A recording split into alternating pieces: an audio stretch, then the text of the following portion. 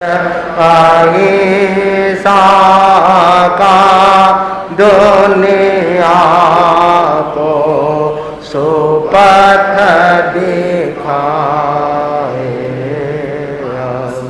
महावीर तुम्हारे चरणों में श्रद्धा के कुसुम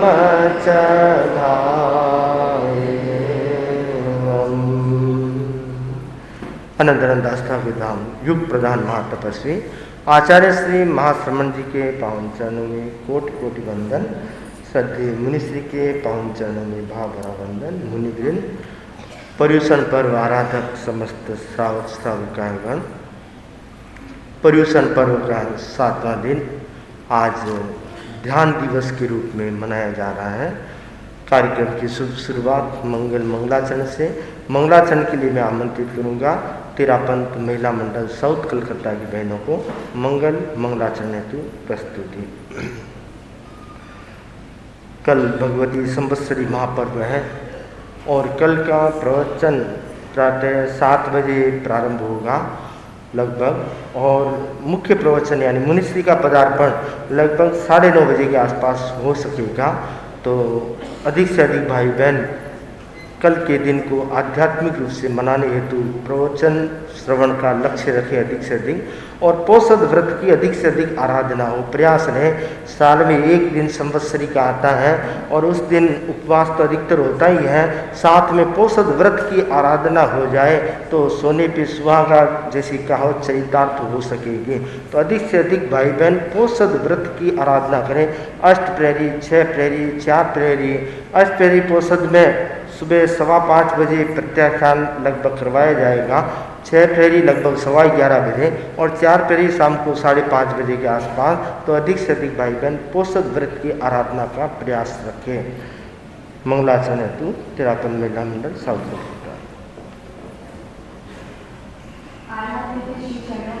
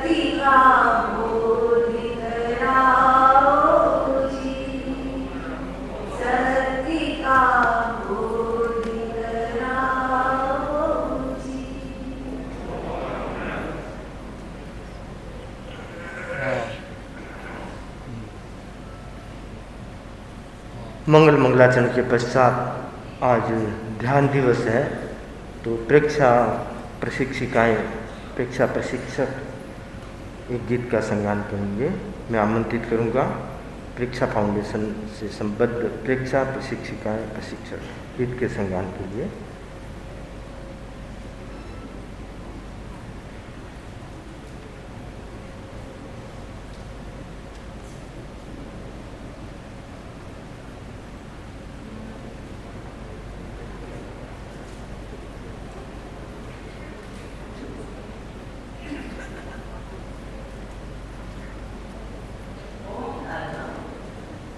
आराध्य के चरणों में नमन, प्रेक्षा प्रणयता के चरणों में नमन। वर्तमान प्रेक्षा अनुसार युग प्रधान महातपस्वी महामंत्री आचार्य श्री महात्मन के चरणों में सादर सत नमन। अत्र विराजमान मुनि दिनेश कुमार जी खड़ा सिंह को मत्थयेन वंदामि। पर्युषण पर्व के महान और पावन अवसर पर हम सभी आपकी कल्याणी वाणी सुनना चाहते हैं, लेकिन फिर भी आपने हमें प्रेक्षा परिवार के सदस्यों को यह अवसर प्रदान किया, उसके लिए अनंत अनंत कृतज्ञता।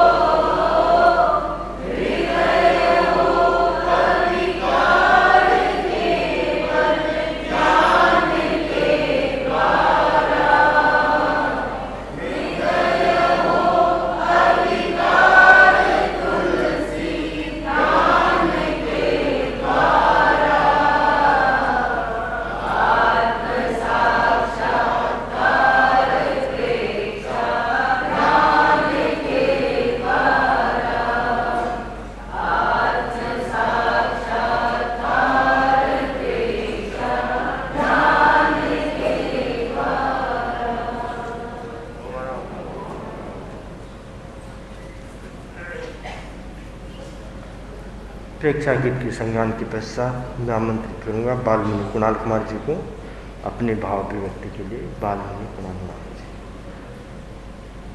8 सितंबर से 15 सितंबर मुनिषी के सानिध्य में प्रेक्षा ध्यान शिविर भी आयोजित है।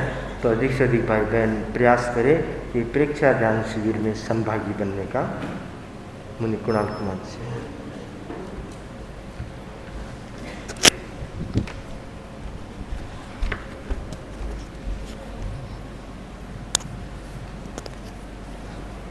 परम पावन परम श्रद्धेय आचार्य प्रभु के श्री चरणों में वंदन।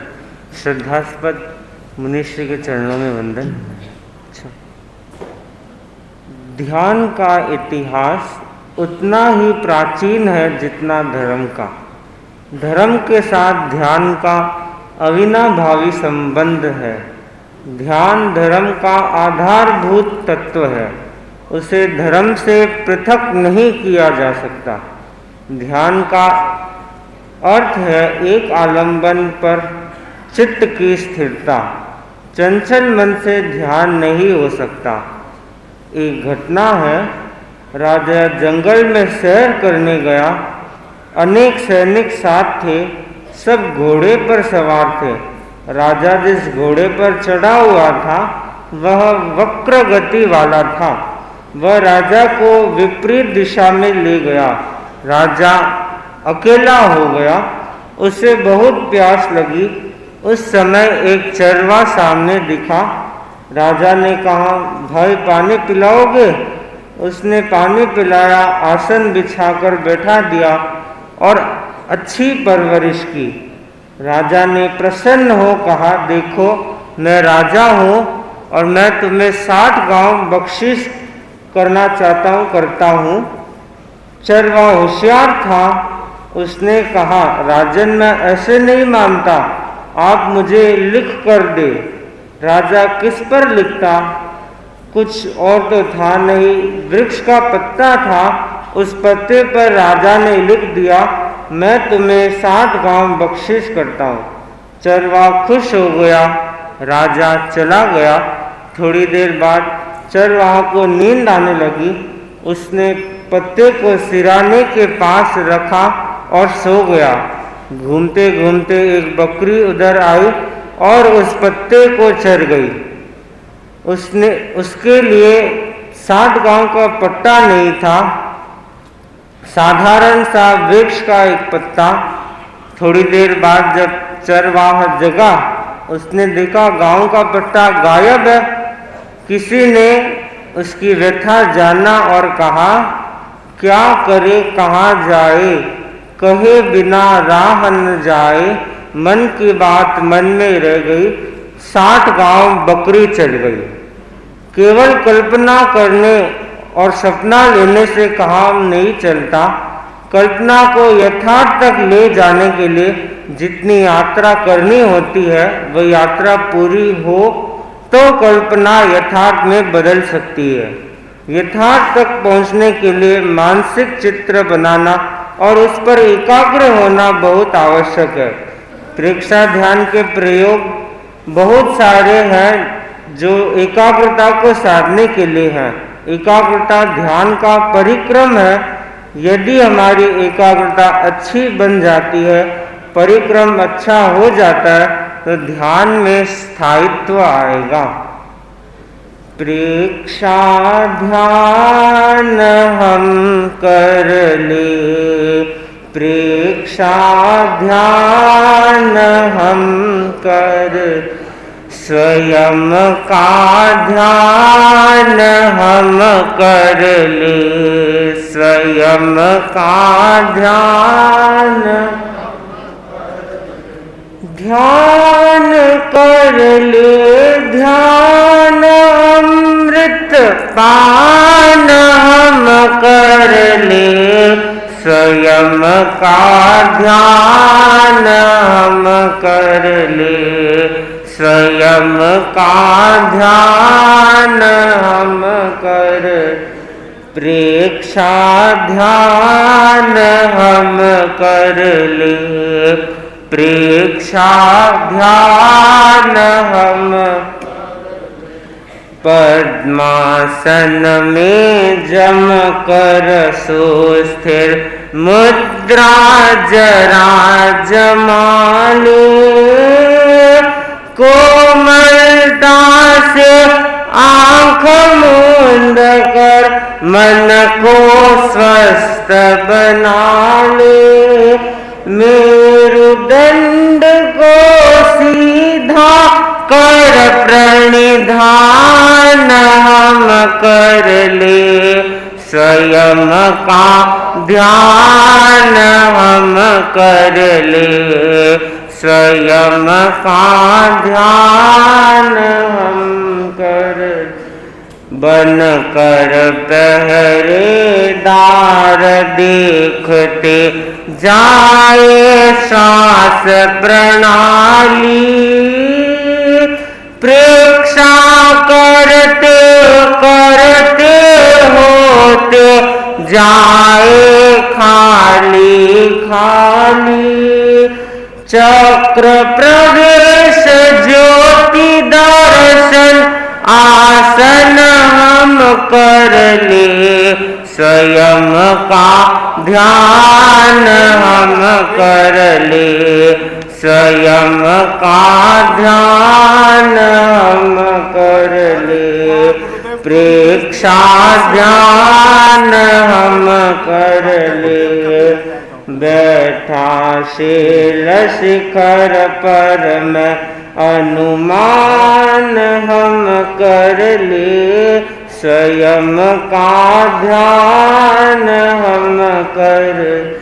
चारों ओर घटा उमड़ी है अमृत बरस रहा है। मंद मंद भीनी सुगंध में सब कुछ हर्ष रहा है। बैठा शैल शिखर पर मैं अनुमान हम कर ले। स्वयं का ध्यान हम कर। स्वयं का ध्यान हम कर। सर्वशक्तिमय मैं हूँ अजर अमर अविनाशी। खंडक गज सुकुमार सुकौशल प्रसन्न चंद्राजर्षि। आत्मानंद सिंधु में सागर स्नान हम कर ले। स्वयं का ध्यान हम कर ले। स्वयं का ध्यान हम कर। प्रेक्षा ध्यान हम कर। प्रेक्षा ध्यान हम कर। ध्यान कर ले ध्यान अमृत पान हम कर ले। स्वयं का ध्यान हम कर ले। प्रेक्षा ध्यान हम कर ले।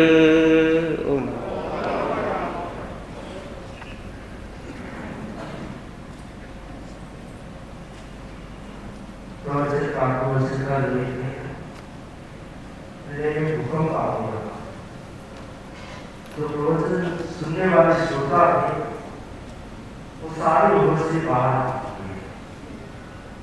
सबको अपना प्राण प्यारा है। प्रवचन का बैठे ध्यान लग जाएंगे। थोड़ी देर बाद सारे लोग वापिस अंदर आए। भूकंप तो सेकंडों का होता है। वापिस अंदर आए और लोगों ने पूछा प्रवचनकार से कि आप बाहर भागे। भूकंप आया आपको बाहर भागना चाहिए था सुरक्षा की दृष्टि से। तो प्रवचनकार ने कहा कि आप भी थे भागा मैं भी था। आप बाहर की ओर भागे थे मैं भीतर की ओर भाग रहा था। तो भीतर की ओर भागना ही ध्यान है। भीतर की ओर भागना ही परमेश्वर कर्म है। परमेश्वर कर्म की आराधना कर रहे हैं तो हम भीतर की ओर लौटने का प्रयास करें। स्वयं की ओर लौटने का प्रयास करें। बाहर की दुनिया में बहुत घूमते हैं। हमारी आंखें खुली होती है, बाहर की दुनिया चारों ओर देखती है, परंतु परमेश्वर कौन ये देखना देता है कि हम स्वयं की ओर देखें, स्वयं का निरीक्षण करें, स्वयं के कल्याण की बात सोचें, स्वयं के बारे में जाने और स्वयं के बारे में चिंतन मंथन करें, जिससे हम अपनी आत्मा की शुद्धि कर सकें, अपना अवलोकन करके अपने पापों का परिहार कर सकें, प्रायश्चित कर सकें और आत्मा को शुद्ध और पवित्र सरल बना सकें। तो ध्यान दिवस हमें ये प्रेरणा देता है कि हम ध्यान की गहराई को प्राप्त करने का प्रयास करें।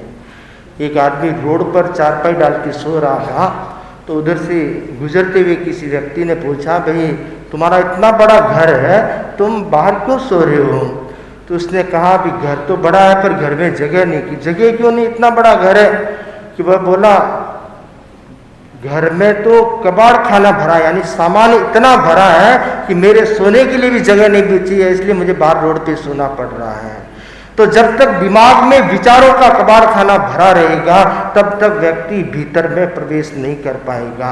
तो विचारों के कबाड़ खाने को, विचारों को कम करना होगा या विचारों का शुद्धिकरण करना होगा, उसे फिल्टर करना होगा, तब कहीं जाकर हम भीतर में प्रवेश कर सकते हैं। तो प्रेक्षा ध्यान और ध्यान की पद्धति जो है वह विचारों को फिल्टर करने की पद्धति है, मस्तिष्क को खाली करने की पद्धति है और चित्त को शुद्धिकरण की पद्धति है।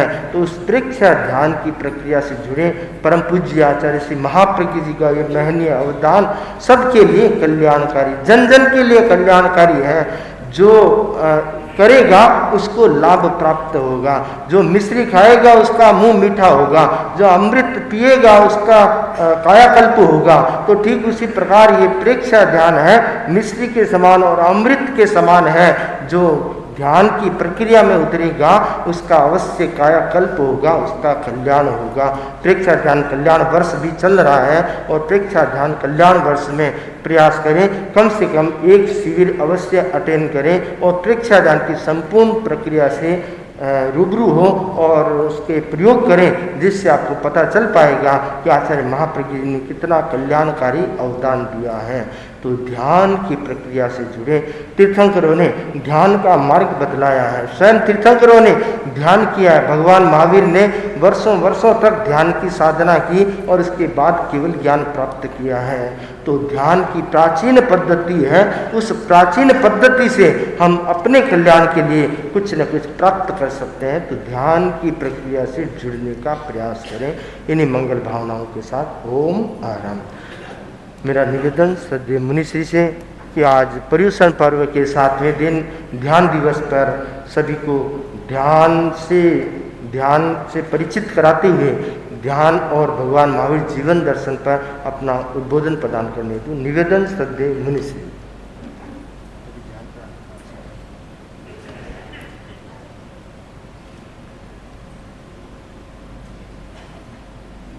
जय जय बोलो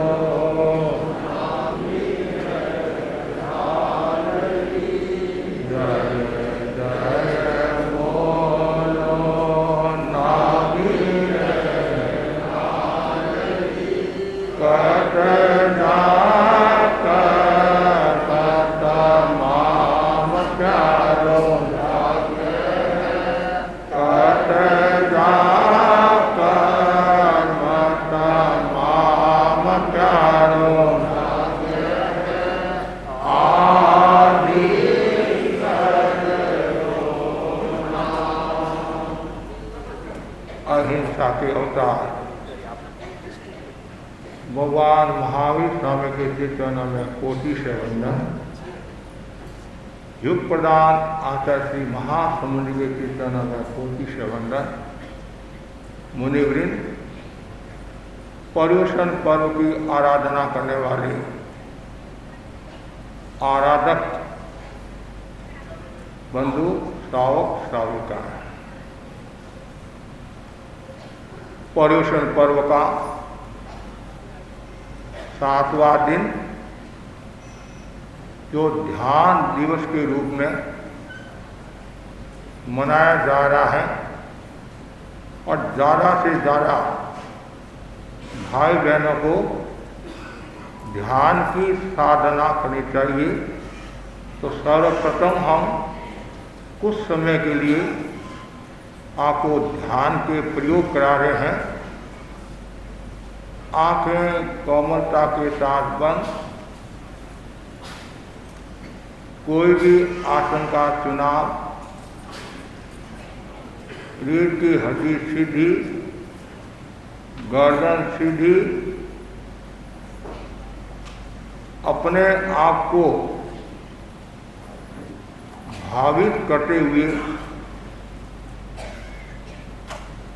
3 बार अरहम की ध्वनि श्वास भरे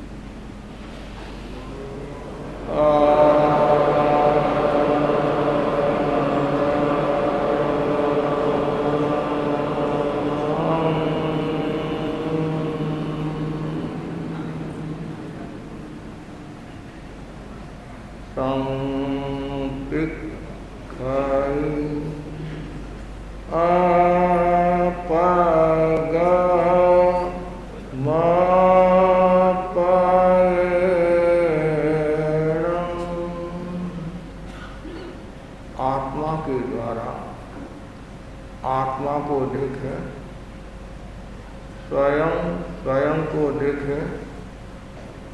अपने आप को देखने के लिए ही प्रेक्षा ध्यान का प्रयोग करें। ध्यान का संकल्प में चित्त शुद्धि के लिए प्रेक्षा ध्यान का अभ्यास कर रहा हूँ। ध्यान का पहला चरण कायोत्सर्ग, शरीर को स्थिर, शिथिल और तनाव मुक्त करे। पृष्ठ, रज्जु और गर्दन सीधी रहे। शरीर में कोई भी प्रकार का तनाव न रहे। मांसपेशियों को ढीला छोड़े, शरीर की पकड़ को छोड़े। हलन चलन बंद, प्रतिमा की भांति अडो। पूरी स्थिरता, शिथिलता, जागरूकता। दाहिने पैर के अंगूठे से लेकर सिर तक क्रमशः एक अवयव को केंद्रित करें। एक अवयव पर चित्त को ले जाए, शिथिलता का सुझाव दे। अनुभव करें शरीर शिथिल हो जाए। गहरी एकाग्रता, पूर्ण जागरूकता के साथ कायोत्सर्ग।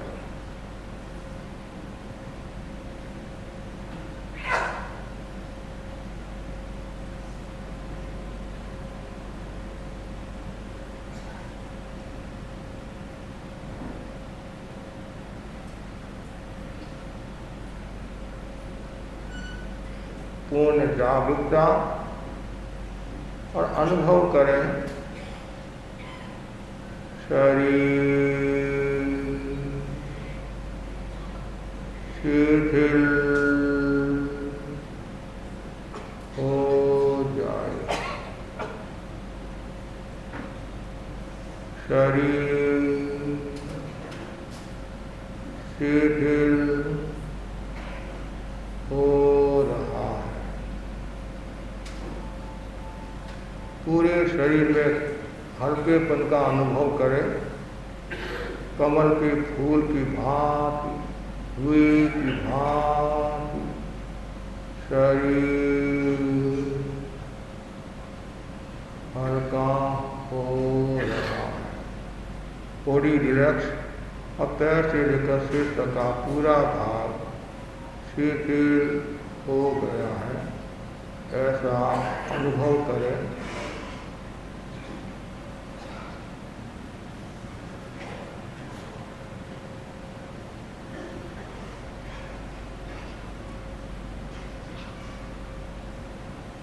पूरा शरीर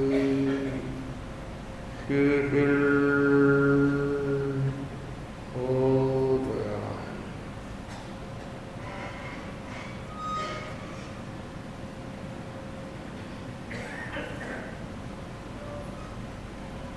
पांच बार दीर्घ श्वास का प्रयोग करें। गहरा लंबा सांस छोड़े, गहरा लंबा सांस ले। पूर्ण जागरूकता के साथ प्रत्येक सांस को जानते हुए ले, जानते हुए छोड़े।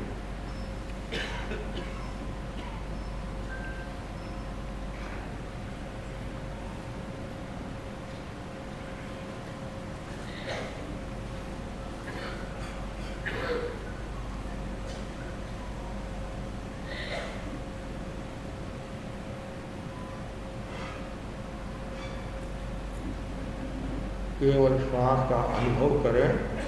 श्वास आ रहा है, जा रहा है।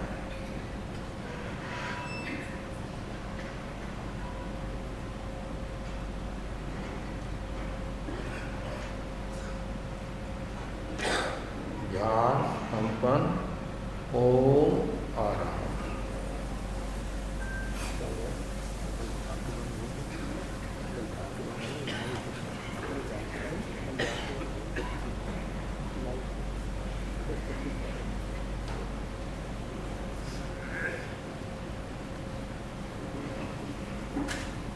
बहुत ही सुंदर कहा गया है। तन की आंख खुलती है तब जहान दिखता है। तन की आंख खुलती है तब जहान दिखता है, और मन की आंख खुलती है तब भगवान दिखता है। मन की आंख खुलती है तब भगवान दिखता है। प्राकृत साहित्य में बहुत ही सुंदर गाथा का उल्लेख मिलता है। शीर्षम जहाँ शरीरस्य जहाँ मूलम नुमस्य सर्वस्य साउ धम्मस्य तहाँ ध्यानम विधीयते। जिस प्रकार शरीर में रीढ़ की हड्डी का मूल्य होता है, क्या ऐसा कह दे शरीर में सिर का मूल्य होता है, वृक्ष में जड़ का मूल्य होता है, उसी प्रकार आत्म साधना में ध्यान का मूल्य होता है। व्यक्ति 3 प्रकार की आसक्ति में जीता है। देह की आसक्ति, गेह की आसक्ति और नेह की आसक्ति। वस्तुतः पदार्थ जगत से, वस्तु जगत से आसक्त है। मोह की दुनिया में व्यक्ति मन में मौज मनाता है। उसके कारण देह में आसक्ति का भाव रहता है, और देह की दुनिया में अपने शारीरिक स्वास्थ्य और सौंदर्य का ध्यान रखता है। देह की गाड़ी नेह के कारण चलती रहती है। यह अनुबंध रागानुबंध है जिससे पतन होता है, और पर्युषण पर्व विराग का व उत्थान का पर्व है। अपने आप को संवारने का पर्व है। अध्यात्म तक पहुंचने का पर्व है। आदत को बदलने का पर्व है। अपने अस्तित्व की यात्रा करने का पर्व है। पर्युषण वर्तमान की समस्या का समाधान है। प्रतिसंनिधता के प्रयोग की साधना है।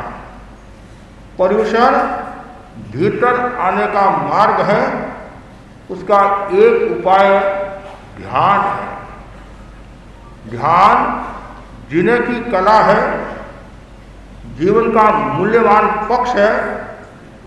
ध्यान के अभाव में जीवन एकांगी बनता है और एकांगी जीवन सुखद नहीं होता है।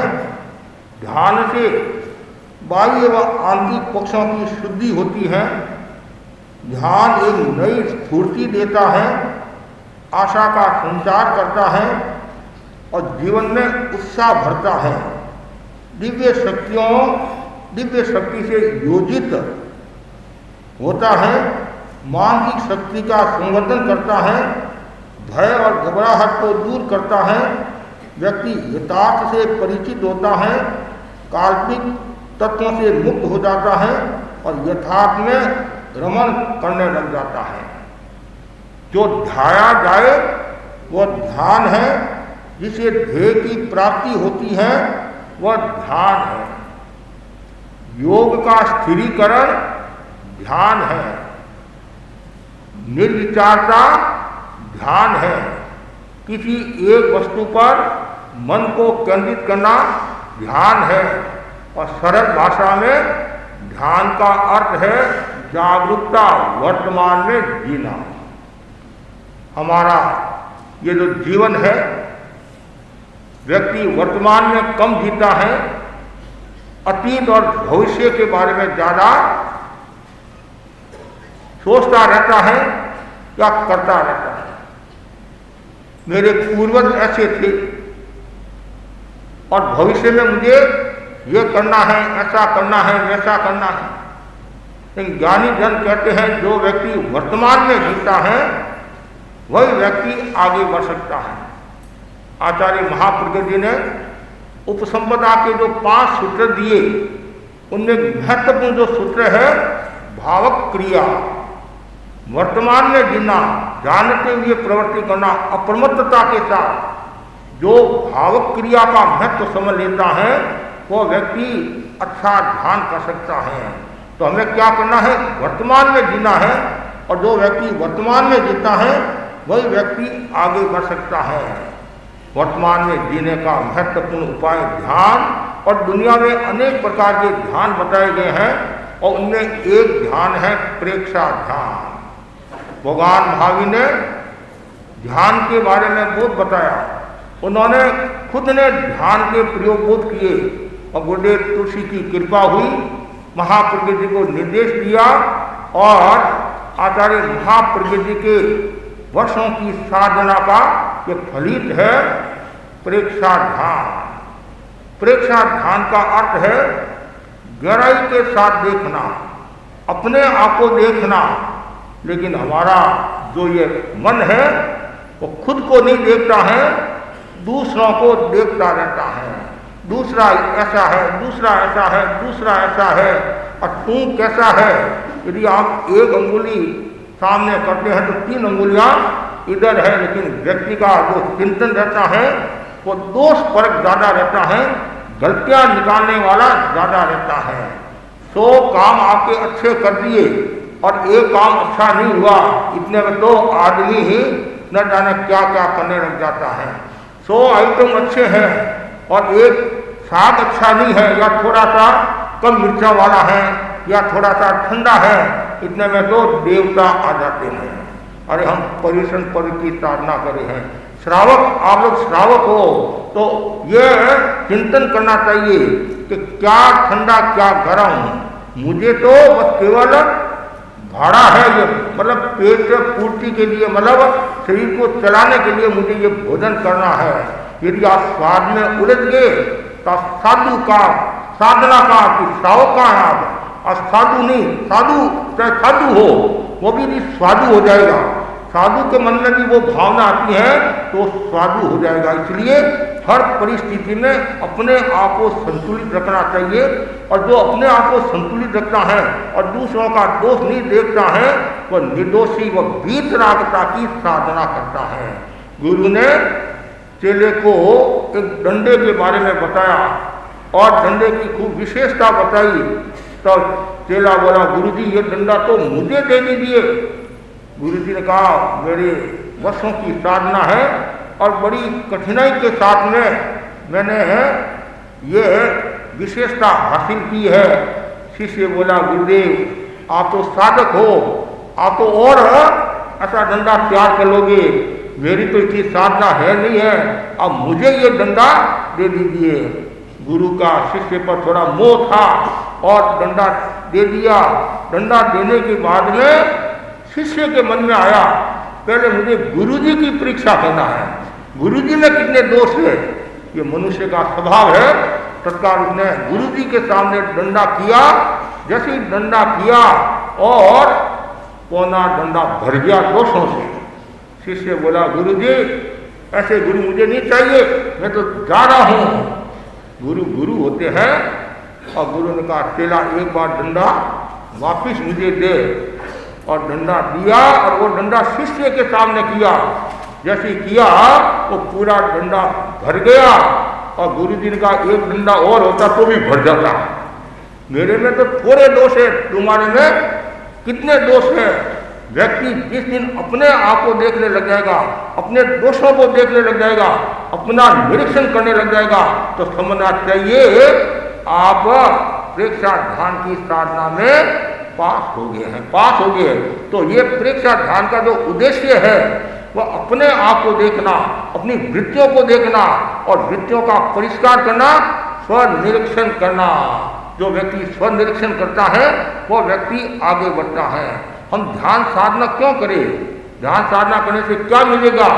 शारीरिक स्वास्थ्य की प्राप्ति होती है, मानसिक स्वास्थ्य की प्राप्ति होती है, भावनात्मक स्वास्थ्य की प्राप्ति होती है और मन हमेशा समाधि में रहता है।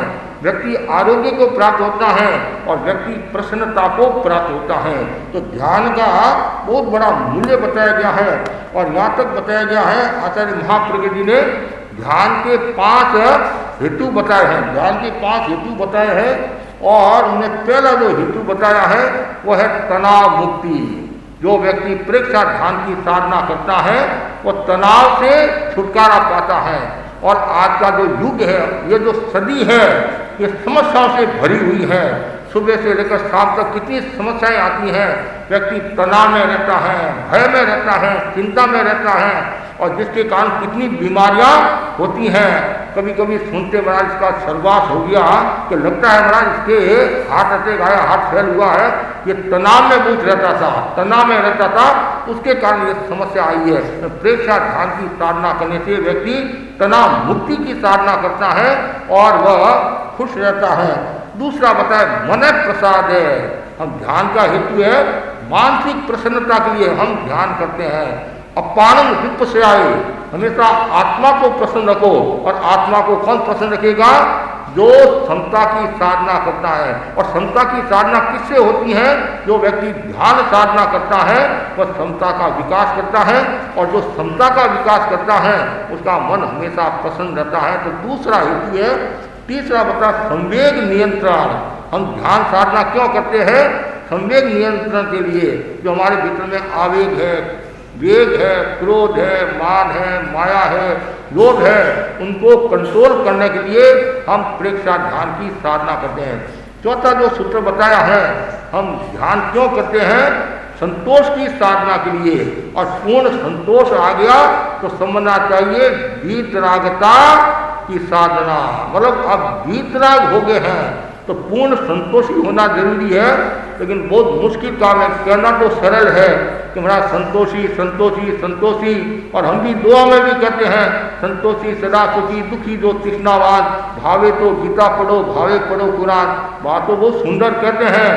जब तक भिक्षु विहार में है तब तक तो फिर भी संतोष है, संतोष है। कब तक?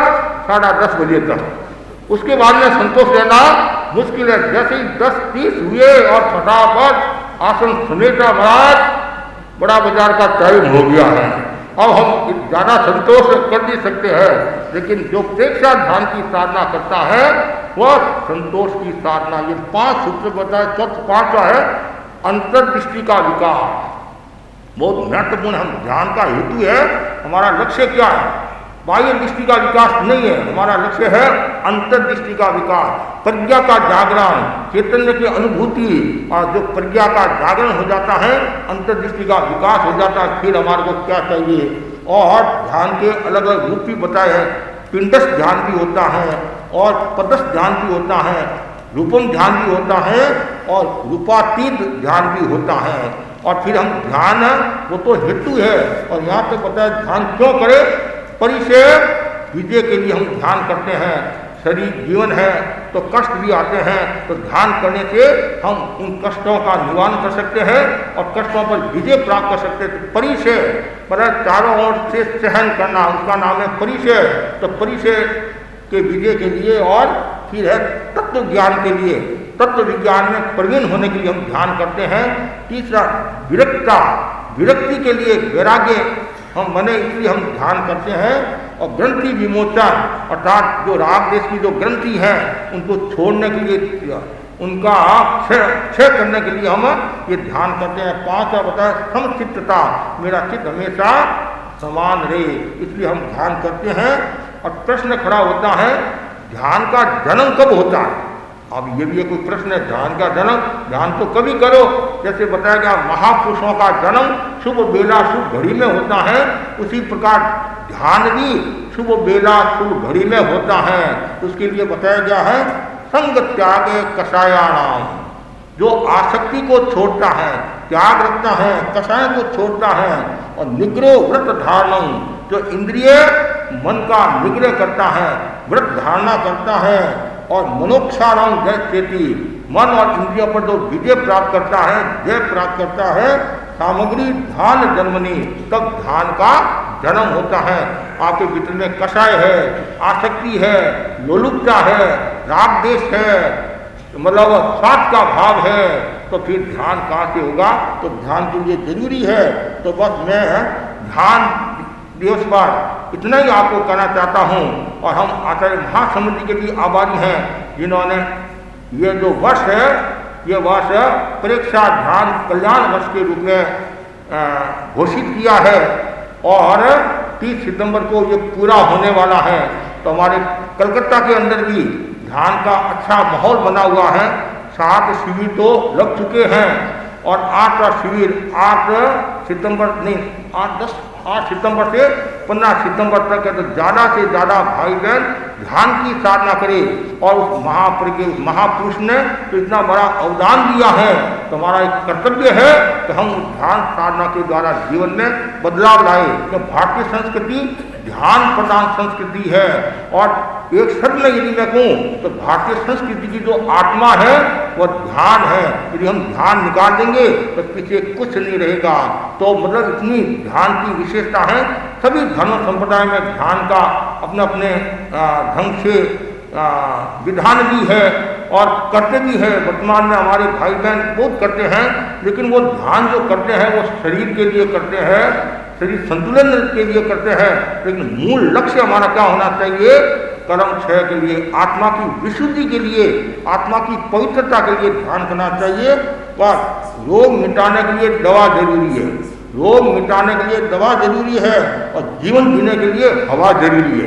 रोग मिटाने के लिए दवा जरूरी है और जीवन जीने के लिए हवा लेनी जरूरी है। अगर तुझे मन की मलिनता को साफ करना है तो ध्यान जरूरी है। मन की मलिनता को साफ करना है तो ध्यान जरूरी है। ध्यान है तो सब कुछ है। और आप भी एक दूसरे को प्रेरणा देते नहीं, भाई ध्यान से काम करना, कहते नहीं, ध्यान से व्याख्यान सुनना, ध्यान से बैठना और ध्यान से रोड पार करना। बच्चों को भी आप क्या कहते, बेटा ध्यान से रोड पार करना, ध्यान से परीक्षा देना। और गुरु भी शिष्य को क्या कहते हैं, शिष्य ध्यान से ध्यान करना, मतलब साधना करना। वो ध्यान से करना मतलब जागरूकता के साथ साधना करना। तो हर प्रवृत्ति में जागरूकता जरूरी है। खाने में, पीने में, बोलने में, चलने में, उठने बैठने में जितनी ज़्यादा जागरूकता होगी उतना ही आपका जीवन अच्छा होगा। इसलिए ध्यान को प्रकाश का है, ध्यान को ज्योति का है। तो ये ध्यान ज्योति और प्रकाश देने वाला है। तो ज़्यादा से ज़्यादा भाई बहन ध्यान की साधना करें। और पर्युषण पर्व में जो भगवान महावीर का जीवन दर्शन भी चलता है और आज 7वां दिन है। परसों भगवान महावीर का वाचन के अंतर्गत जन्म हुआ और कल दीक्षा हुई। कल दीक्षा हुई और भगवान महावीर भारतीय संस्कृति के उज्जवल नक्षत्र थे, वे दीप्यमान नक्षत्र थे और वे अप्रतिम ज्ञान के धनी थे और जन्म के साथ ही वे अवधि ज्ञान के धनी थे। और फिर दीक्षा ली और दीक्षा लेती और विकास होता है और छद्मस काल उनका करीबन 12.5 वर्ष का रहता है और 12.5 वर्ष के साधना काल में अनेक उतार चढ़ाव आते हैं, अनेक कष्ट आते हैं और उन कष्टों को हंसते हंसते वो सहन करते हैं। जगने कष्ट भी आते हैं और मध्यम कष्ट भी आते हैं और उत्कृष्ट कष्ट भी आते हैं। उन सब कष्टों को उन्होंने क्षमता के साथ सहन किया, तब जाकर उन्होंने घाती कर्म को क्षीण किया और केवल ज्ञान को प्राप्त किया। तो भगवान महावीर दीक्षा के बाद में उन्होंने आगे विहार किया और जब केवल एक मुहूर्त दिन शेष था, भगवान गांव के बाहर वृक्ष के नीचे ध्यानस्थ हो गए, कुमार गांव में पधार गए और अब ध्यान में लीन, ध्यान आप ही करते हैं, ध्यान हम भी करते हैं और भगवान का ध्यान तो भगवान का ध्यान था। वो अंतर जगत में चले गए, अंतर जगत में प्रवेश कर लिया। इधर क्या होता है, भगवान साधना में लीन है। इसी बीच एक ग्वाला अपने बैलों के साथ गांव जा रहा था और भगवान को वहीं खड़ा देकर बैलों को वहीं छोड़ दिया और भगवान तो अंतर जगत में थे और ग्वाला वापिस आया, तब देखा वहाँ तो बैल है ही नहीं है, कि बैल तो आगे चले गए थे, बैल आगे चले गए थे, है ही नहीं है। तब इधर ए बाबा मेरे बैल किधर गए, महावीर ने जब कोई उत्तर नहीं दिया तब ग्वाला बैलों की खोज में चला गया। सूर्य अस्त हो गया, नींद लेकर उठा और पुनः खोज प्रारंभ की। उसने देखा बैल नहीं खड़े हैं, महावीर के पास चले हैं। ग्वाले के मन में शंका बल पकड़ने लगी। उसने सोचा बाबा मेरे बैलों को छुपाना चाहता था, अनेक बार पूछने पर भी वो कुछ नहीं बोला, तो इसका मतलब है इसके मन में पाप है, खोट है और वो आग हो गया। ग्वाला भगवान को जैसी पीटने दौड़ा और इतने में नंदीवर्धन आ गया। जैसे नंदीवर्धन आया, नंदीवर्धन ने स्थिति को देखा और सैनिकों को साथ रखने का निवेदन किया, लेकिन भगवान ने कहा ऐसा हो नहीं सकता है, अरिहंत बनने वाला किसी के सारे की खोज नहीं करता है। इधर प्रचलित परंपरा के अनुसार इंद्र ने ज्ञान से देखा कि प्रभु की प्रथम रात्रि कैसे बीती, कि देखते ही तुरंत नीचे आकर ग्वाले से कहता है तुम किसे मारा है, ये भावी तीर्थंकर है, भगवान महावीर हैं, वैशाली के राजकुमार हैं। इंद्र ने भगवान से निवेदन किया कि आपके साधना काल में बहुत कष्ट आने वाले हैं, मतलब कष्ट आते हैं, तो मैं आपकी सेवा में रह जाऊं, आपकी सेवा में रह जाऊं और आप मुझे आज्ञा दो। आपकी विजय यात्रा में अनेक कष्ट आएंगे तो मुझे भी सेवा का मौका मिलेगा। तो भगवान ने कहा देवराज न भूतम न भविष्यति, अरिहंत पद की प्राप्ति के लिए औरों का सहारा नहीं लिया जाता है, ऐसा न अतीत में हुआ है और न भविष्य में होगा। स्वयं पुरुषार्थ द्वारा ही मुक्ति पत्र भरना है, तुम्हें चिंता करने की आवश्यकता नहीं है। फिर भी इंद्र ने क्या किया, भगवान महावीर का मौसी पुत्र था। भगवान महावीर का मौसी पुत्र कौन था, सिद्धार्थ, तो बाणमंत्र देवता था। उनको आदेश दिया कि तुम भगवान की सेवा में रहना और कोई भगवान को कोई कष्ट दे तो उनको रोकना, समझाना, और ऐसा कहकर इंद्र अंतर्धान हो गया। और फिर शरीर पर लेप थे, चंदन आदि के लेप थे, तो सुगंधित पदार्थ होने के कारण भमरों का घेराव हो गया और फिर सुगंध नाभि में तो युवक युवतियाँ छोड़ने लगे और फिर ऐसे करते अनेक कष्ट आए।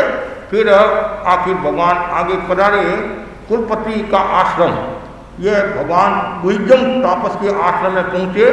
जो कुलपति था वो भगवान महावीर के पिता का मित्र था, पुराना मित्र था।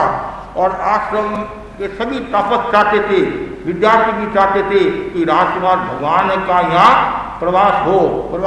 निवेदन किया, भगवान ने मौन स्वीकृति दी। जो आप जानते हैं कि जब तक केवल ज्ञान नहीं होता है, प्राय भगवान सदमस्त तीर्थंकर होते हैं, वो मौन करते हैं, सामान्यतः बोलते नहीं है विशेष परिस्थिति को छोड़कर। और अब एकांत में एक झोपड़ी, और झोपड़ी का चुनाव करके ध्यानस्थ हो गए। और उस साल बरसात कम होने के कारण, इस साल इधर तो बरसात खूब हुई है, कहते हैं कलकत्ता में बरसात खूब हुई है, कम होती है 2 साल, पिछले 2 साल से हम भी देख रहे हैं कम। इस बार तो प्रकृति की भी खूब कृपा हुई, प्रकृति की कृपा हुई। तो वैसे ही उसमें भगवान ने जहाँ झोपड़ी का चयन किया था, उस समय उस वर्ष बरसात अधिक नहीं होने के कारण झोपड़ी भी सूखने लगी। और जो गाय आदि थे वो घास खाती, और घास खाते झोपड़ी को भी खाने लगी।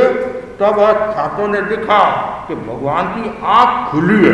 क्यों? भगवान दुष्टात्मा तरह तरह की होती है, आँख खुली है फिर भी भगवान बचाव नहीं करे हैं। ये कैसी अकर्मण्यता है, ये तो पुरुषार्थहीनता है, आलसी है, एक तरह का आलसी है कि खुद का काम भी खुद नहीं कर सकता है। कभी कभी होता नहीं, अरे तू मुंह में ग्रास दे दे, ये कर दे, मेरे कपड़े ला कर दे दे। तो लोगों का स्वभाव है, यहाँ पानी पड़ा, पानी के पास में कोई व्यक्ति खड़ा है तो उस व्यक्ति को आदेश देता है कि तुम पानी, वो व्यक्ति भी बड़ा होशियार होता है। इतने कोई दूसरा व्यक्ति आ गया, अरे तू ये लोग निकट में खड़ा है, पानी पकड़ा दे। तो ऐसा वो मनुष्य का स्वभाव है। आगे से आगे छोटे बच्चे होते हैं, वो भी बड़े होशियार होते हैं। तो ज्ञानी जन कहते हैं पुरुषार्थ से कभी जी नहीं चुराना चाहिए। यहाँ तक बताया गया है बेकार मत बैठ कुछ काम किया कर, और काम न हो तो धोती फाड़ सिया कर। मोहनलाल स्वामी फरमाते थे जिंदगी को जीने लायक रहने दो और प्यास को पीने लायक रहने दो। तो मत बन जाओ एयर कंडीशनर, खून को पसीने लायक रहने दो। जो जितना ज्यादा संग करेगा उसकी सजा उतनी ही कोमल होगी।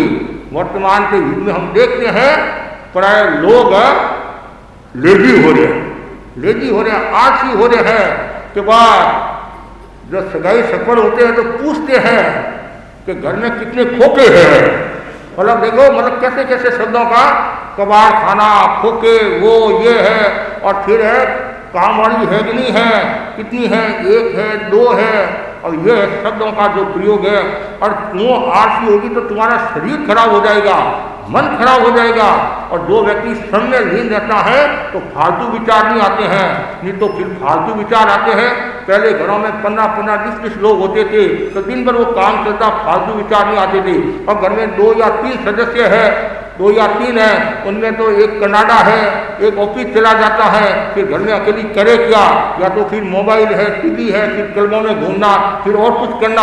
इसलिए व्यक्ति को बिजी रहना चाहिए, धर्म ध्यान में बिजी रहना चाहिए। संसारी जीवन तो संसार का कार्य मतलब आदि है, उनमें भी विवेक रखना चाहिए, लेकिन आलसी काम का नहीं है।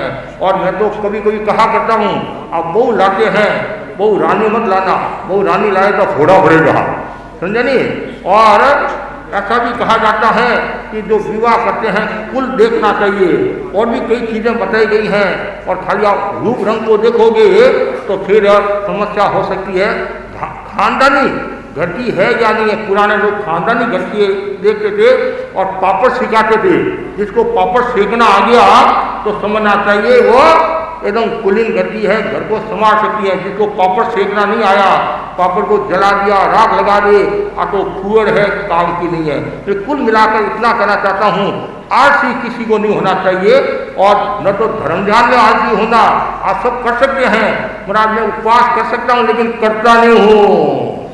हमारे यहाँ प्रतिक्रमण में आता है शक्ति का संगोपन किया हो तो तत्मिच्छा में दुकड़ाऊं, वापिस शक्ति मिलना मुश्किल है। इसलिए आपको शक्ति मिली है, उसका सदुपयोग करना चाहिए। ये मनुष्य का जीवन है, और मतलब शरीर स्वस्थ होता है तभी धर्म आराधना होती है। जिसका शरीर स्वस्थ नहीं है, घर बैठे वो कितना पश्चाताप करे है, बार बार कहना पड़ता है बहू दर्शन करा दे, बेटा दर्शन करा दे, पर्युषण पर्व है महाराज के दर्शन, तो बेटा का मन होता है तो लेकर आ जाता है, नहीं शांति रखो, चुपचाप बैठा रहो, फिर भगवान का नाम घड़ी ले लो।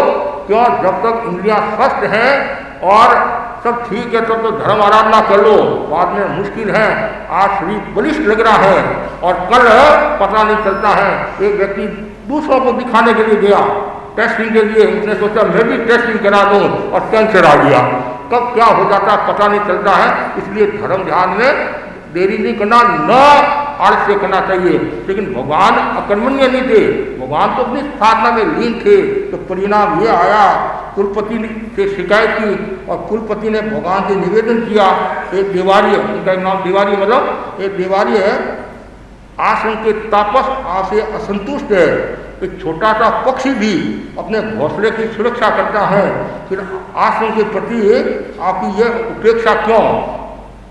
ये सब देखा, एक सुना और सुनने भगवान तो फिर वो अपने शरीर की रक्षा नहीं करते थे तो कुटीर की रक्षा तो कहाँ से होगी। और फिर झोपड़ी की रक्षा की चिंता छोड़ो, आत्मा की चिंता करना है। और कहते हैं श्रावण के 15 दिन बीते, कितने 15 दिन बीते, वहाँ से विहार कर 5 नए संकल्प स्वीकार किए। यहाँ 5 नए, और कौन से? अप्रीतिकर स्थान में नहीं रहूंगा, जिससे जिन शासन की अवहेलना हो वहाँ नहीं रहूंगा, और शरीर की सार संभाल नहीं करूंगा, और कर पात्र भोजी रहूंगा, मतलब हासे, और अरिहंत होने तक मौन रहूंगा, और गृहस्थ का आदर सत्कार नहीं करूंगा। ये 5 बातें यहाँ स्वीकार करते हैं। फिर भगवान और आगे बढ़ते हैं, और उसके बाद में वो शूलपाणी यक्ष बहुत कष्ट देता है, खूब कष्ट देता है। और उधर जाते हैं तब वहाँ का जो पुजारी था इंद्र शर्मा, उसने भी मना किया, अब दिन में तो रह सकते हो लेकिन रात को यहाँ कोई मनुष्य जीवित नहीं रहता है, यहाँ तक कि कोई पक्षी भी नहीं आता है, पक्षी भी नहीं आता है। लेकिन वो तो भगवान थे, तो लगता है उस जो देवता था, उस देवता का उद्धार करने के लिए आए हो, देवता का। और लोगों ने भी मना किया सबने, लेकिन वो भगवान के वहाँ पधार के आज्ञा लेकर रुके। और पुजारी ने ये भी कर दिया, सूर्यास्त से मैं तो चला जाऊंगा, आप अकेले रहोगे, अकेले, और रात को ही सब कुछ ये होता है। जो भी पाप होता नहीं, दिन की बजाय रात को ज़्यादा होता है। वो देवता आएगा और यक्ष आएगा, आपको तकलीफ देगा, भगवान, और उसने खूब तकलीफ दी। और आती यक्ष ने आगे के प्रहार प्रारंभ किए, तीक्ष्ण डंक वाले बिच्छू, तीक्ष्ण डंक वाले रीछ, ऐसे खूब है। लेकिन भगवान तो क्षमता में थे। और इधर वो जो सिद्धार्थ देवता, उसने कहा तुम्हारे को पता कौन है ये? कौन है ये? भावी तीर्थंकर है। और इंद्र को यदि पता चल गया तो तुम्हारा ये स्थान छूट जाएगा, तुम्हारा स्थान छूट जाएगा। कभी कभी कोई लोग होते वो दादागिरी करते हैं, नहीं दादागिरी आपकी भाषा में दादागिरी करते हैं, और उनको समझाना पड़ता है ज़्यादा दादागिरी मत कर, ऊपर वाले को पता चल गया तो तुम्हारी दादागिरी चली जाएगी। इसलिए शांति से। तो जैसे वो इंद्र का नाम लिया वो चुप हो गया। फिर भगवान की कृपा, मतलब समझो वो मिथ्यात्व था और वो देव भी सम्यक जी बन गया और उसका भी उद्धार हो गया। तो ये जो यक्ष था कि पूर्व भव में बैल था और शेष ने इसको खूब तकलीफ दी थी, और जिसके कारण उसके मन में मनुष्य के प्रति घृणा का भाव पैदा हो गया था। और पशुओं को इतना नहीं सताता था, मतलब मनुष्यों को ज़्यादा सताता था। ये घटना फिर भगवान आगे वहाँ से विहार करते हैं, विहार करते और सुरभीपुर के निकट पहुँचते हैं। और वहाँ देखा सामने गंगा है, पानी खूब है, जा नहीं सकते हैं। तो उन्होंने सोचा कोई यदि नाव हो तो यात्रियों के साथ मैं भी बैठकर चला जाऊँ। ये भी हमारी परंपरा रही है। गुरुदेव तुलसी ने भी नाव का प्रयोग किया था, उन्हें गुलाब सिंह स्वामी ने भी नाव का प्रयोग किया था, ऐसा आता इतिहास में है। तो जैसी स्थिति हमारी भगवान की आज्ञा है। और इतने योग ऐसा हुआ, नाम में बैठकर ध्यानस्थ हो गए। इसी बीच एक उल्लू की आवाज़ आई। अब उल्लू की आवाज़ आती है तो थोड़ी सी मन में शंका हो जाती है, शंका हो जाती है। और यदि मकान के ऊपर भी बैठ जाता है कभी कभी, तो उसके भी अलग अलग कारण बताए हैं। तो अब उल्लू की आवाज़ आई तो वो जो नाम में एक ज्योतिषी भी बैठा था, खेमिल ज्योतिषी बैठा था। उसने कहा संकेत शुभ नहीं है। तूफान उठा, नाव मझधार में झूलने लगी। नाविक नियति के हाथों से अपनी किश्ती को छोड़कर भगवान से प्रार्थना करना लगा, प्रभु आप ही बचाइए। जब दुख आता है उसलिए प्रभु याद आते हैं, उसलिए मुनि याद आते हैं, ऐसे कोई याद नहीं आता है। अब लेकिन एकाएक वो डरने की आवाज़ आई और आवाज़ में थी वो क्या बोलता है, अरे दुष्ट तू भूल गया अपने कृत्यों को, तू घमंडी। श्री कृष्ण वासुदेव के रूप में तूने मुझे सताया था, क्या याद नहीं है? मेरा सिंह के रूप में तुमने जबड़ा फरा था, अब मैं वही हूँ, अब तुम्हारा मैं अवश्य बदला लूंगा। मैं नाग जाति का सुनिश्चित देव हूँ, जल लोक पर मेरा अधिकार है। इतना कहकर नाव को 20 हाथ ऊपर उछाल दिया। यात्रियों के प्राण सूख गए। डरावना दृश्य तथापि प्रभु ध्यानस्थ थे। इसी बीच में दो देव मूर्तियां सामने खड़ी हो गई और सूर्यदंश को बुरी तरह ललकारा और भगवान को अनंत शक्ति का परिचय दिया। और सूर्यदंश देख छुपकर भाग गया। अब वो देव दो कौन थे जो मूर्ति सामने? वो जिनदास के दो बैल थे। जिनदास के दो बैल थे। श्रावक था जिनदास, तो जिनदास जैसे कोशा करता, उपवास करता, तो वैसे ही ये भी पर्व तिथियों में उपवास कोशा आदि करते थे और धर्म आराधना करते थे। अच्छी पानी पिलाते, स्वाध्याय में साथ में बिठाते थे साथ में। और एक दिन उनके पोषक था, उनका मित्र आया और उनके बैलों को रथ यात्रा की प्रतियोगिता में ले गया और दिन में काम लिया और साय वहाँ लाकर छोड़ दिया। चाबुक की मार से शरीर पर घाव हो गए, खून रिसने लगा। रात में हमारी स्थिति गंभीर होगी। मालिक के पास बैठकर संभाव से वेदना सहन को प्रेरणा दी, अनशन कराया। नौका मंत्र सुनते सुनते हमने शरीर छोड़ा। वहाँ से मरकर हम संबल कंबल नामक देव बने हैं और हमारे मालिक भगवान को कोई सताए ये सोचकर हम आए हैं। और देव अंतर्ध्यान हो गए। भगवान बालुका तट पर ध्यानस्थ हो गए। फिर वो एक देवदूषीय वस्त्र से ऐसा कहा जाता है। अलग अलग एक कुछ लोगों की अवधारणा ये है, मतलब इतिहास में, कि कांटा में वो अड़ गया और रह गया। कुछ कहते एक ब्राह्मण आया, गिर गिराया कि जब आपकी दीक्षा हुई उसमें मैं वहाँ था नहीं, पर वो मैं गरीब हूँ, तो वो देवदूषी है। और ऐसा भी कहा जाता है कि पंचम आर्य में जो साधु आदि होंगे वो वस्त्रधारी होंगे। ऐसी कई बातें आती हैं। अब वहाँ से भगवान दक्षिण वाताला से उत्तर की ओर जा रहे हैं। यहाँ भी बहुत बड़ा कष्ट आता है, लेकिन भगवान तो साधना में लीन थे और उनको तो सहन करना ही था। No cross no crown. जिसके जीवन में संघर्ष नहीं आता है वो कभी महान नहीं होता है। महान वे होते हैं जो उलझी को सुलझाना जानते हैं, और महान वे होते हैं जो बिगड़ी को बनाना जानते हैं। यह तो अपनी मिजाज में मरने वाले सारी महान हैं, पर महान वे होते हैं जो आदमी को अपनाना जानते हैं। तो भगवान तो सबके कल्याण की बात करते थे। भगवान के नजरों में सब समान थे। तो भगवान है अब वहाँ आगे बढ़ते हैं और कनकथल आश्रम में वहाँ पधारते हैं। और वहाँ आया, कुछ द्वाले खड़े थे और उन्होंने कहा आगे का पथ निर्विघ्न नहीं है, मतलब आगे कष्ट है, आप मत पधारो। वहाँ कुछ पशु भी जाने के लिए तैयार नहीं है, पक्षी भी जाने के लिए तैयार नहीं है, और कुछ मार्ग से जो भी जाता है वापिस जीवित नहीं आता है। तो भगवान तो अपने ध्यान में लीन थे, साधना में लीन थे, और भगवान अब किसी की नहीं सुनते थे और केवल अंतर जगह मतलब अपनी आंखें की महाराज। तो फिर क्या, सुनना तो सबका पड़ता है, कभी कभी आकर नहीं सुनना सबका पड़ता है, करना भी पड़ता है, लेकिन वो तो साधना उनकी वैसी थी। और आखिर करते करते जिस रास्ते से नहीं जाना था उसी रास्ते से पधारते हैं। बेचारे गवाले चिल्ला रहे हैं, मत जाओ बाबा, मत जाओ मत जाओ, कलंक लग जाएगा, हमारे ये हो जाएगा कि गांव के लोगों ने कहा नहीं है, हम तो कह रहे मत जाओ। लेकिन भगवान से यदि एक पक्ष भी इधर नहीं जाता है और वहाँ ऐसी स्थिति है, लेकिन भगवान गए और भगवान आगे बढ़े। जहाँ वो बिल था, बिल के पास खड़े होकर ध्यानस्थ हो गए, ध्यानस्थ हो गए। इतने में क्या होता है, और जो सांप, कौन, चनकोशी, चनकोशी का को सुगंध आई।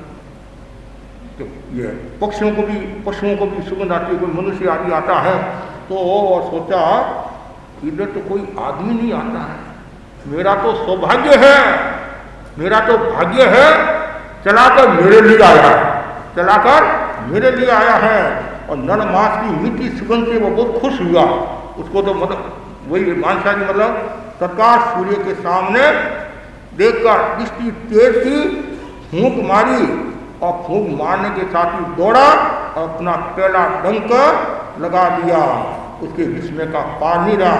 ये क्या, मेरे पहर के बाद तो ये खड़ा कैसे रह गया, गिरा क्यों नहीं? नहीं तो सामान्य से क्या होता है, डंक मारती आदमी गिर जाता है, लेकिन ये खड़ा क्यों है?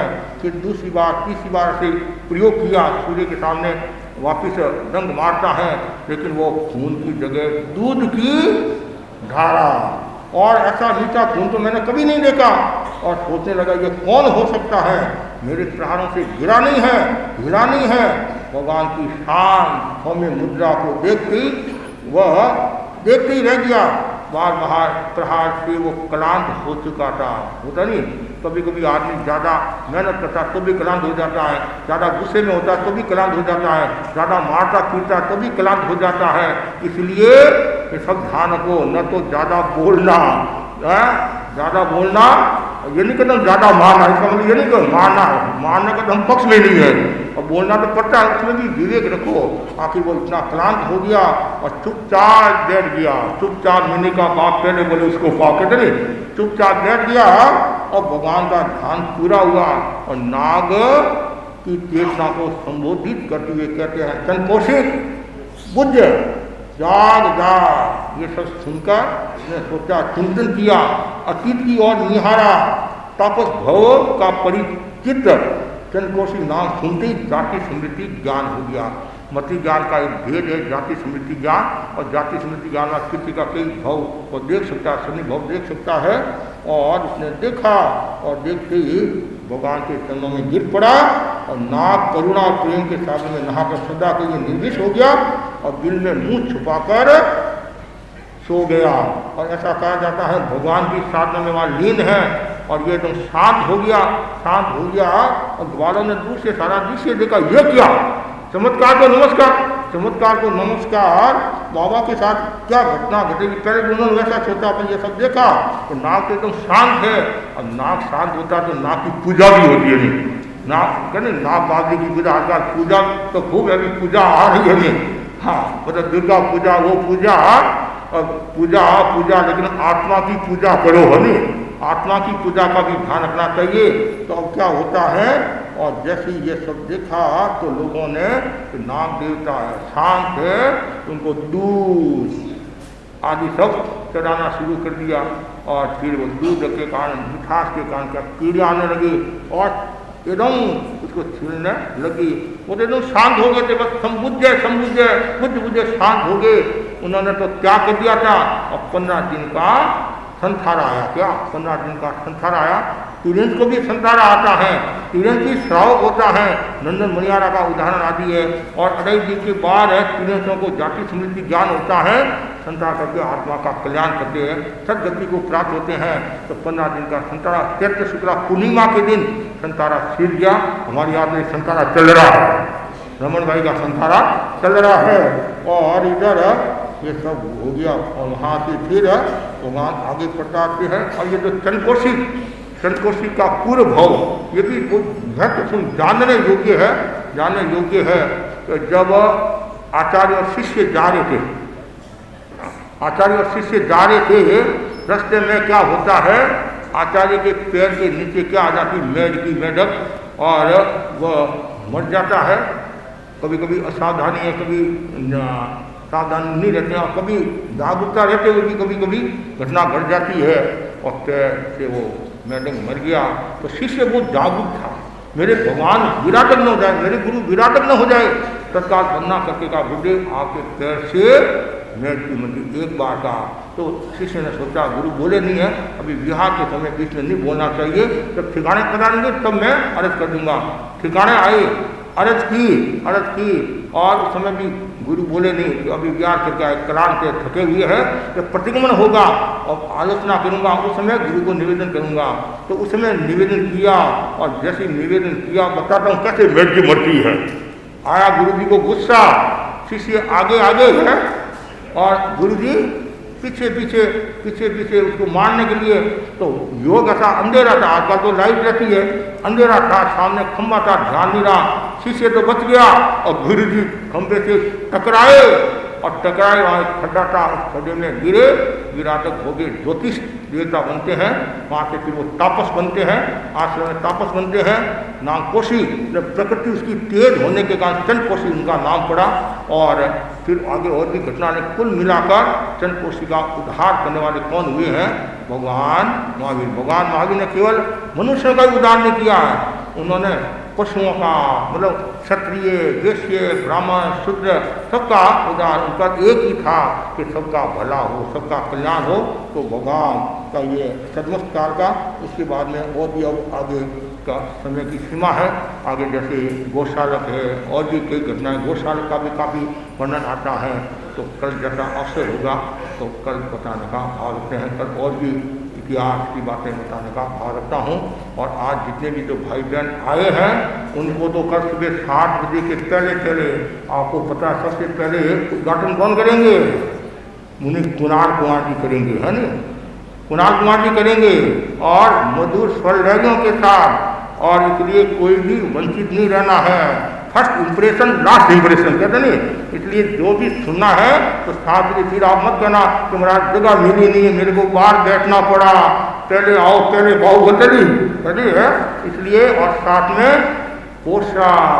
पोशाक तो लोग कहते महाराज दिन कैसे करेगा, दिन हम बहुत घटा देगा, चिंता मत करो, आप चिंता मत करो, सुखे समाधे हम 3 संत हैं, आपको सुनाते रहेंगे।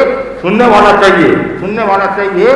तो कल मौका है, प्रकृति भी अनुकूल है, वातावरण भी अनुकूल है, गुरु की कृपा है, संतों का सहयोग है और श्रावक समाज की सक्रियता है और स्थान भी अनुकूल है। हाँ, इसलिए कल कोई आलस नहीं करे। और ऐसा सुना है कल छुट्टी भी है, का गणेश चतुर्थी की छुट्टी भी ऐसा सुना है। लेकिन हमारे यहाँ तो समझी की हमेशा छुट्टी रखना चाहिए। कल हमारी भी छुट्टी, आपको पता है कल हमारी भी छुट्टी है, गोचरी की छुट्टी है। कल गोचरी की छुट्टी होगी, नहीं तो जैसे सूर्योदय होता है कहीं तक हमारी कोशिश करती है आके महाराज व्रत नहीं जाओ, लेकिन कल हमारी भी छुट्टी, कभी कभी हमारी भी छुट्टी आती है तो कल बोलने की छुट्टी नहीं है, सुखे समाधे बोलने की छुट्टी नहीं है।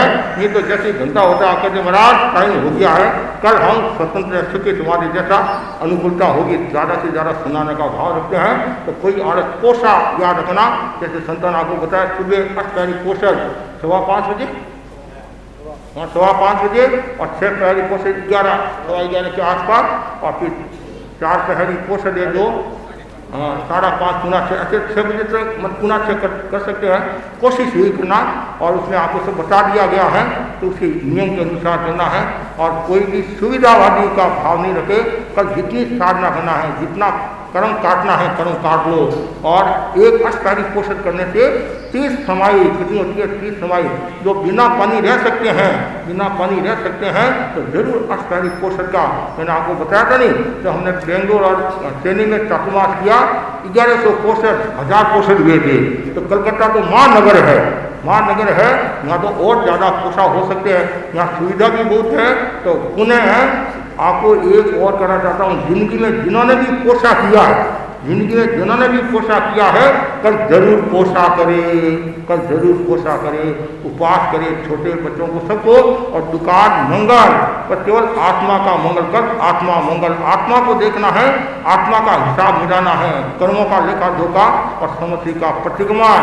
और फिर सुबह दूसरे दिन सुबह 6 बजे से खमत भावना का कार्यक्रम है। तो पुण्य सबके प्रति खूब आध्यात्मिक मंगल कामना, इसी आशा के साथ ओम अर्हम और तपस्या का कार्यक्रम मुनि